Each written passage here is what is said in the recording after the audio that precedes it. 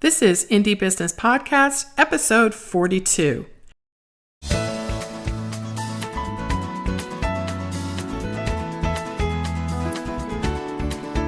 Hello and welcome to this episode of the Indie Business Podcast. I'm your host, mentor, and coach, Donna Maria, the founder and CEO at indiebusinessnetwork.com. My goal is to help makers and creative entrepreneurs build a solid business foundation, increase your income, and use your business to create the life you love. On this episode, I will introduce you to Michelle Smith of MamaSuds in Goodrich, Michigan. Michelle is a former middle school teacher who was encouraged by her husband to start selling the cleaning products she made for her family after their children were born. As you'll hear Michelle share in this episode, at first she was skeptical that anyone would actually buy her products. But fast forward to today, and Michelle says business is booming at MamaSuds. You can get a summary for this episode at indiebusinessnetwork.com/42. I can't wait to introduce you to Michelle Smith of MamaSuds in Goodrich, Michigan. But first, this podcast is brought to you by the Indie Business Network, the online entrepreneurial mentoring and coaching network helping makers and creative entrepreneurs launch, manage, and grow a sustainable and profitable business. You can find out more today and join at indiebusinessnetwork.com. And now, let's welcome Michelle Smith of MamaSuds in Goodrich, Michigan.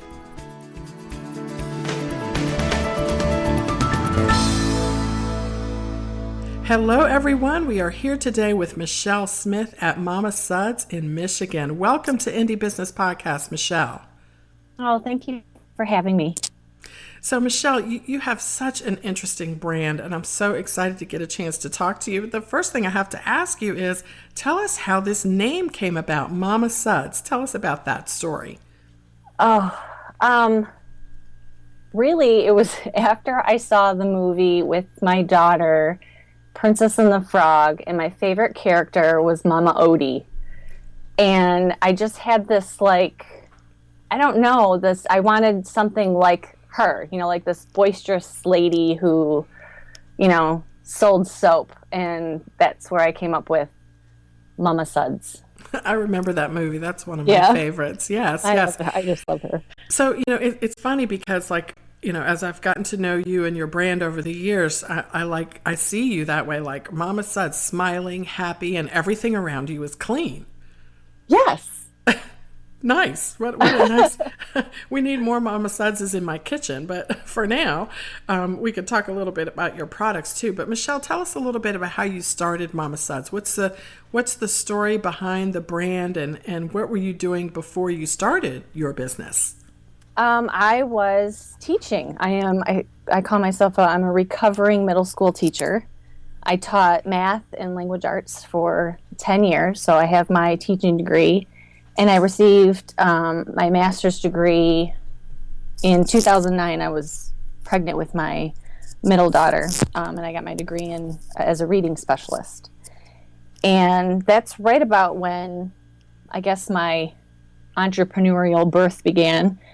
When I was pregnant with my daughter Molly, I had started researching using cloth diapers because when I was pregnant with my first, I did everything by the book and just did exactly what you were kind of supposed to. And the disposable diapers always kind of bothered me. So I decided to do cloth diapers, but it's quite an investment to get started. So I did a lot of research to make sure it was something I wanted to do. And so that's really when I started researching everything. It's like once you open that Pandora's box, it's like you just can't stop researching things. And so I started researching soap when I had found a sample bottle of name brand baby shampoo had tipped over on our new baby furniture. And I picked it up and I wiped it off and the finish had come off with it. And that just made me have this aha moment. Oh, I'm putting this on my skin, or my skin and my baby's skin. What's in it? And so that's really what started this ferocious research on everything. I needed to know everything about that brand of soap, and then I concluded that it wasn't really soap at all. And so I researched what soap actually was, and that led me making my own liquid soap that we used as a family. Wow. And so after my daughter was born and we had, I'd done cloth diapering, you have to use a specific laundry detergent that rinses completely clean. So it's either very expensive or it doesn't work very well, or it works for just a short while. So I was going through all these different brands, and I finally decided, why can't I make it myself? So after like a million formulations that didn't work, I finally found one that did, and it worked really well. And my husband was impressed, and my parents loved it, and my family loved it. And I just started letting people, buy off what I was making, buy it off of me. And my husband said to me, you should really sell this stuff. And I remember literally laughing at him like, okay, who's going to buy this for me? Nobody's going to buy this for me. And he said, why not? You need it. Why wouldn't somebody else need it? Mm-hmm. So that's kind of how it started. And he set up a website for me pretty much by force. I was like, you go ahead, but nobody's going to buy it for me. So I love that. I love that. Yeah. Like necessity totally being the mother of invention. But during this time, Michelle, you were still working and you were also starting this business. So tell us a little bit about how you handled those two, and motherhood and being a wife as well. I mean, at some point, you must have had your plate super full with both of those things. Have you transitioned out of your teaching job, or tell us that story and how you kept all that together, and actually how you knew when it was time for you to transition? Well, I always knew that I wanted to stay home with my kids. I really wanted to do that, but we weren't ever financially ready to do that. And I don't think my husband was ever really ready for me to be like the sole income provider. I think that was very daunting, which I can't blame him. And so I kept, like coercing him into, if we get all this stuff paid off, then, really we could totally live off of your income. And it was just like convincing him that we could do it. And so after I had our third daughter and I was on maternity leave, I was like, I really want to stay home, like, let alone the cost of daycare with having 3 kids. And I really wanted to go on those field trips and be home when they got home and just kind of be there. That was really important to me. He was like, all right, well, let's, get all this stuff paid off and, really work hard on MamaSuds and, make it into something that, that can provide us with some extra income. So we Michelle, decided. How long was it between the time you made that decision and the time you left your job? 9 months. Wow. So you guys really got busy paying off credit cards and all sorts of other things. So Did you set a timeline at first, or did you just say, okay, we're just going to pay everything down, and when it's at this level, we'll know it's time? Yes, pretty much.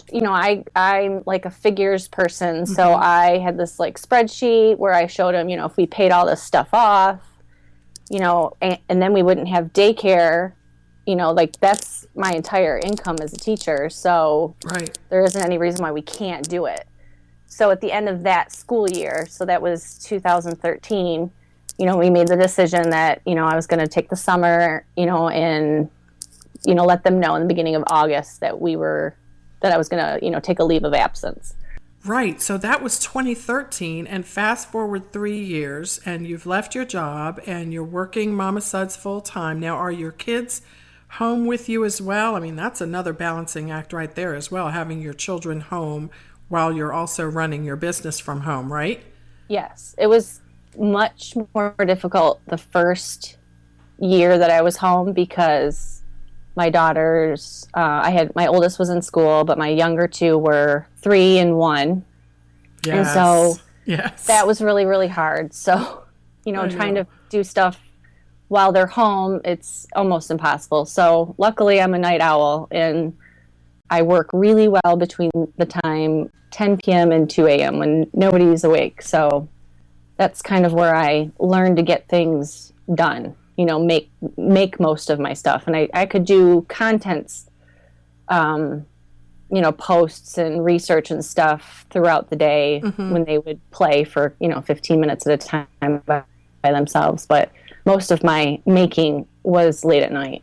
That's great that you figured out what would work for you. Like some people need to have somebody actually come in. Some people aren't night owls. Some people are. Yeah. So I love that you shared that because sometimes our listeners want to know exactly how someone else did it so they can do the same thing. And I think the lesson here is you kind of have to figure out what's going to work for you. And that's going to take some time and also some really lousy days when you do what you think right, and you do what you think's going to work for you, but you find out that it's not. So that perseverance has definitely paid off for you and your family, and now your business is growing. And I would imagine your husband is really happy to see his his pushing you, his nudging you in that direction come to this fruition. He points it out all the time. But I thank him all the time, like, oh my God, thank you so much for making me do this, because I would have never have done this on my own. Oh, good. That's so great. I love that teamwork aspect. So tell us exactly what MamaSuds sells. I know it's obviously cleaning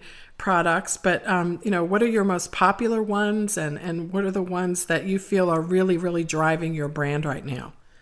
Well, I started off selling just the laundry soap and the liquid castile soap. And then the fall of 2013, I had a lady mentoring me and helping me with my website, because we did, my husband set it up through ZenCart. So it was everything, that we did ourselves. And she was helping me learn the back end of it. And she said to me, do you make anything else? You really should diversify your products. And I was thinking, well, no. People aren't going to buy stuff from me. I still have that attitude that nobody's going to buy anything from me.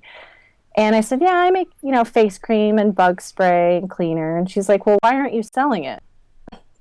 And I responded the same thing, like, well, so it's like, we're setting up this website. I mean, give us some more stuff to sell, right? So in the beginning, I had this very firm belief that I could just market Castile soap as the everything soap, because that's how I used it. I used it for everything, but that didn't work very well. People would, ask me, well, do you have hand soap, or do you have body wash or an all-purpose cleaner? And in the beginning, I would tell them, well, I make everything from the Castile soap, but most people don't want to do that. They want a product that says body wash and hand soap and all-purpose cleaner. So I had to change my game plan pretty early, and it panned out. But I currently sell aromatherapy products, non-toxic skincare, and eco-friendly household cleaners. So I would say my most popular product is my laundry soap. Mm-hmm. And then my age-defying cream and my automatic dishwasher powder that's my latest launch. And that has been hugely successful. Oh, great. So I love that you have sort of this continuing background voice in your head that says, no one will buy that, no one will buy that. Yeah. And so, talk a little bit about how you quiet that voice. I mean, I think we all have it to some extent as entrepreneurs. It's like, I'm going to do this, but it's totally going to be a flop. Yeah. Or if not that, if you don't say that, you're sort of always wondering and calling your friends and go, do you think it would work? Do you think it will work? What is it that you do to sort of make that voice calm down so that you can sort of listen to your mind and what your customers are telling you, and not what your voice is saying about how your next product will flop? Yeah. I think it was Leela Barker who said you needed to start, she said something to the fact that you need to start looking at yourself as an artist. You handcraft things, you are an artist. Mm-hmm. And it wasn't until I heard her say that I was like, oh, yeah. Like, you wouldn't go into an art gallery and say, I want that painting for $5. Like, that took a lot of artistic ability and practice and time. Yeah. And so it wasn't until I started thinking of myself like, oh, I'm actually an artist. Mm-hmm. I love to cook and create meals. I love to paint. I love to sew. I love to make things. And I didn't even realize that I was like that until she said that. And I was like, oh, I am an artist. That's me. Right. Yeah. So that's when I kind of started like giving what I do a lot of value. Like, oh, people, if I need it or somebody else asks me for it, because that's how most of my products would get created, by somebody saying, hey, do you have a bug spray? Or, do you have something for my skin that will help me do this? And it would be like, oh, yeah, I can make that for you. So It's I think it amazing was what our that. customers tell us, isn't it? I mean, Yes. it's astounding how many ideas, and we think we have to have all this, time spent thinking up new ideas, and that's always a good thing to do for an entrepreneur. But it's so interesting and fun when you engage with your customers and your next idea comes organically because of something they say they're interested in or something they need. Yeah, that's a great word because that's how I feel like my entire business has grown completely organically. Like my husband and I put, maybe $500 into our business and of our own money, and we've just grown it organically. I only spend what I make, and it's grown slow enough that I can keep up because I, always have that feeling that I don't know what I'm doing. But it's grown where I can like learn as I go and I don't feel too overwhelmed. Like it's grown with how much I'm learning, or I'm growing with that. I'm not sure which it is, but it has definitely grown organically. And so you started your business with the cleaning products, and now you have these other products. So tell us a little bit about the evolution of selling online, which it sounds like is where you started exclusively online, and now you are selling to wholesale, and you're also maybe selling other places as well. So where can we go to buy your products? Like list all the different outlets that we can go, or the streams that we can participate in to buy your products. The website is obviously one at mamasuds.com. Yeah, and then I do still have my Etsy shop. I still get quite a bit of traffic from there. And then I have a couple years ago a upscale boutique consignment shop a few towns away contacted me about selling in their shop, and so I did that. I don't particularly recommend doing consignment, but this one has been very successful. So I've kept my products there, and so that's a few towns away in Fenton, Michigan. And then I have a wholesale account in New Jersey. They sell online. It's unsowenearth.com, and they do a lot of farmers markets out in New Jersey. And then I have a couple that I'm hoping will be wrapped up this week, one in Michigan and one in California. And then the one that anyone can participate in, there's a eco-friendly co-op that's done by a blogger on Eco-Friendly Mama, and she does one every quarter. She does a buying club where vendors that she approves that are eco-friendly and made in the USA, so you can try all kinds of different great companies, and she does that, so it can Awesome. you can buy my stuff through there. That's great. So let's talk a second about the consignment, because as you mentioned, it can be awesome and it can be really, really awful. What are some of the markers that you would tell people to look for if they have a consignment opportunity? What are some of the things that you would say are signs that it might be something worth pursuing versus not? I'm not sure, because I did another one in my own town that I thought would be successful because, it's in the town that I live in. But I don't know that you really know right off the bat. It's just kind of a check and see. That's what I ended up having to do. The one that wasn't successful, there wasn't a lot of marketing and there wasn't a lot of traffic. So, how much traffic does the store get? Right. So, I'm not really sure. I think because this boutique is upscale, it's not, it's not like a Goodwill type consignment. It's, really nice stuff is in there, and there's a lot of traffic. Every time I go in there, I never see anything that's the same. They have a lot of furniture along with clothes and other household items. So, I'm not really sure what those are good tips. You don't realize it, but you just gave 4 awesome tips. Like the first one is make sure they have good foot traffic. Yes. The second one is make sure they're doing their own marketing.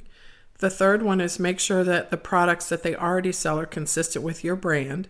And the fourth is to make sure that you have a place that's more upscale and not sort of the giveaway, throwaway kind of place. Yes. Perfect. You Awesome. said it better than I did. No, you said it, Michelle. You said it. I just kind of was taking notes, and I can read a list. No, but that's good because we get this question a lot from our listeners and members of the Indie Business Network. They get a consignment opportunity, and I've done consignment before as well, and it's been sometimes good and sometimes not good, often based on some of the things that you just mentioned. They were all in my backyard too, which made it really a lot easier to sever the relationships that needed to be severed because they were local. So, but it's live and learn, but those tips are really, really helpful. So how many people do you have that work with you, Michelle? Do you have people that help you make or help you package and ship? How do you, handle that? I don't have any employees, but I really couldn't do it without my mom. She comes over and helps me so much, whether it's, watching my kids or putting labels on bottles, helping me organize my office and supply room or whatever I need help with. But I just started having her do accounting because it's something I hate so much and it consumes so much of my time. Right. And she did the books for my parents' company when I was growing up, so she's really the person that I rely on for that. And it is a huge weight off my shoulders. It's just like how many hours of my life I felt like, it's not wasted time, but it's just something I could be doing else. It's just so much time, and I hated doing it. I really hate the accounting part of it. So she takes that over for me. So that has been nice. Huge. So I just take the volunteer labor from my mom, and my husband gives me, he's got an MBA, so he gives me all the free business advice that I ask. Oh, so, wow. So I'm very lucky there. So yes, indeed you are. That's great. And as you say, why do something that you hate?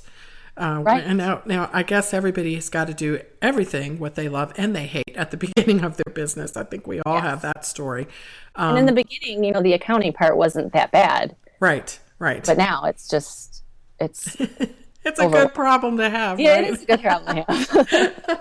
We have so much accounting to do. This is a good thing. So, Michelle, how do you market your products? What social media outlets work for you, and what tips can you share there? So I market my brand toward label reading parents who want to create a safe, clean home to the people they love, using good, clean ingredients. And I use most of my budget on Facebook ads. I try to use Facebook and Instagram equally, but Facebook is more for content, and I really believe my brand is about educating people about ingredients. So Facebook is a much better platform for content sharing, and most of my traffic comes from Facebook and from my mailing list. Michelle, I love your description of your products. First of all, your target market. First of all, it rolled off your tongue like you dream about it in your sleep. And it also was very, very specific, and I couldn't write it down fast enough. And I want everyone to hear it again, because I want everyone to hear how significant it is to make sure that you're not just selling healthy products or organic products or non-toxic products. You have to have this other component which nails down your target audience so specifically, and yours does. Can you say that again? Sure. My brand targets label reading parents who want to create a safe, clean home to the people they love by using simple, non-toxic, and eco-friendly products. That's beautiful. That's a beautiful thing. So many elements there. So as our listeners are hearing this, check that against your target market statement and make sure that you have those. And I love the descriptors. You've got some good descriptors in there. It's like when you're reading it to me or saying it to me, I was like, ooh, what's next? What's next? They're label reading parents. So, that is that wipes out a whole bunch of people there, because so many people are not. And so your audience really is a savvy group of people. Yes. It took me 4 years. Well, three years to figure out exactly. It's a process, because I can remember my husband saying, well, who are you marketing towards? Like in the very beginning. And I was like, everybody could use this soap. And he was like, no, you can't market to everybody. I'm like, yes, you can. I want everyone to use my soap. And so it really took, I mean, kudos to Leela Barker again, who said, nope, you got to dive down deeper. Nope, you have to pinpoint it even further. And I'm like, oh my gosh, I feel like I'm talking about one person. Right. And she was like, bingo, you have to pick one Yes. person. That's And such a good point. it has helped hugely because in that statement, first of all, it's completely like exactly who my customer is. So it's not something I have to like read or think about. And it has all my keywords in it. And it narrows down the audience tremendously. It does, and it's so good to point that out, because I always like to say that you're selling your products over and over again to the exact same person, just at a different address. Exactly. And then that kind of sort of helps people understand, okay, there's a million homes, but they're all the same people. Yes. And I would imagine that has been a process for you that has also in part been driven by the fact that you talk to your customers, so you get to know them really well. And so every year, as every year goes by, you can describe them from a psychological perspective even better. Yes, exactly.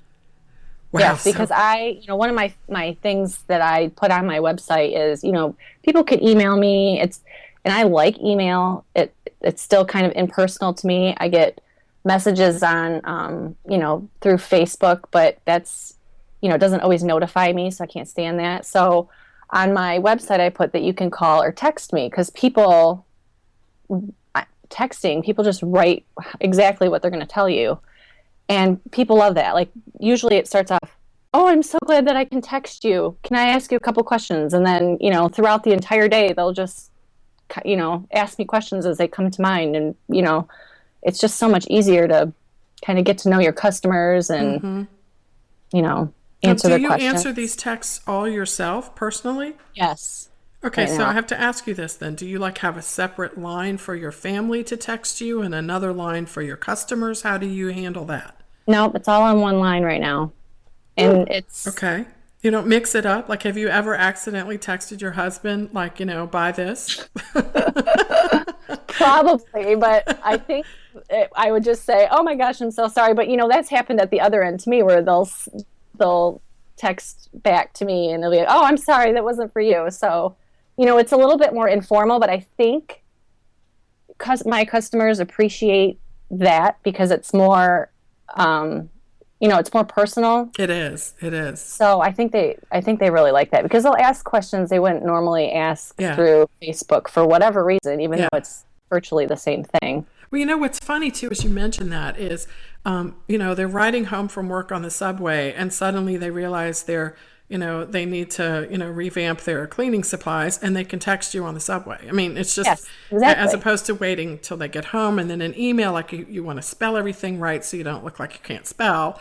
And when you text, nobody cares on text. Well, hopefully it's not too bad, but at least, you can kind of abbreviate things. There's some forgiveness. Right? Yes, there's more forgiveness. So when you have their text numbers, do they tell you who they are? And do you ask them, would you like me to text you about our updates? Because like you said, you can use email and Facebook, but do you have any kind of formalized use of the texting that, once a month marketing or VIP club by text or something like that? No, I don't, but that is a great idea. It is. I've seen some people do it. I get some of them, actually. I'm on a few of those. Yeah, that is a great idea. Well, if you've got the numbers and if they want to hear from you that way, I would imagine, there's services out there. We can talk about that another time. But there are some services out there that will allow you to do that pretty easily. But then you might have to move it off your personal line too. But that's true. But that's 9 wonderful. times out of 10, those people who are texting me, probably almost 10 out of 10 times those people end up buying. And so then I actually have their contact. Did you say 10 out of 10? Almost. I can't think of a time where somebody didn't text me and then, within the next day they buy something. Okay. All right. So we're printing money with our iPhone. Yes, I am. Our phone, whatever phone it is. That's a great way to end this podcast, Michelle. You have just dropped a bomb at the end of the podcast, but everybody has a cell phone. So indies and small business owners, if you're listening to this, fire up that phone and give it a try. And I noticed, Michelle, at your website, it's just right there on the website, like text me. So it's like your personal text number is right there. Text or call me, and there's the phone number. So if you're listening, by the way, on your phone and you want some cleaning products, 248-330-7911. There you go. So let me know if anyone texts you. I will. Publish this, Michelle.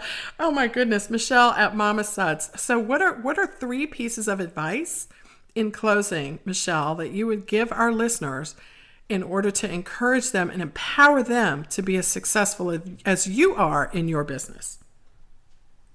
Well, the number one thing is to find your people and learn from them. I found that it's a shameless plug for Indie Business Network, but I joined the Facebook group and just absorbed all the knowledge that I could.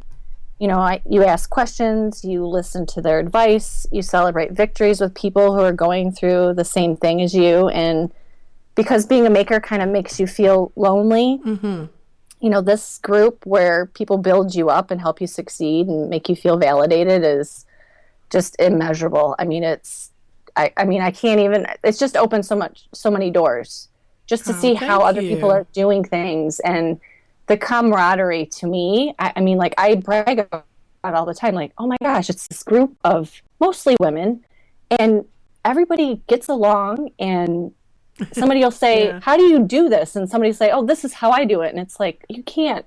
People pay a lot of money for that kind of advice. So it's such a blessing. And we love those shameless promotions. We love them. Good. Thank you. And I think, I don't know if I have 3, but my next one would be to learn how to do a really good Facebook ad, because that to me has been the driving force behind my traffic is Facebook ads. And so I've learned, I don't think I've paid for anything that I've learned. I just take the free stuff that people like Melanie Duncan, she gives a lot of free content, and Amy Porterfield. And I've learned how to do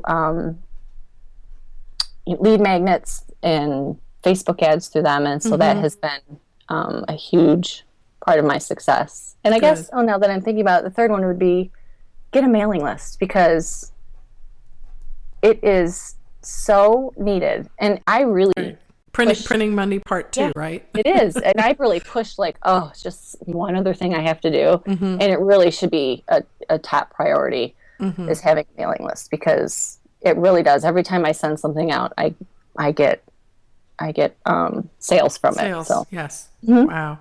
Love it. So make sure you do Facebook ads. Make sure you have a mailing list that you use, because a lot of people have a mailing list. I'm like, when was the last time you used it? Oh, like last year. It's kind of like, well, you really don't have a mailing list, because they're all probably, so inactive or changed their emails by now. And then thirdly, thank you very much, join the Indie Business Network. Yes. I so agree. But, MamaSuds.com, head on over there and check out Michelle and her products. And Michelle, thank you so much for coming on Indie Business Podcast today and giving us so many wonderful tips and insights into how you run your business. Thank you very much for having me. Bye-bye, everyone. See you next time. Well, I hope you enjoyed my interview with Michelle Smith of MamaSuds in Goodrich, Michigan. Let's wrap up some of the ideas and action steps Michelle shared. First, drill down deep to find the lowest common denominators of your target audience. As Michelle has learned, the more general your description of your target customer, the more you'll have to work to get sales. Be as specific as you can starting out, and never stop talking to your customers so you can tweak and further define your target market as you grow.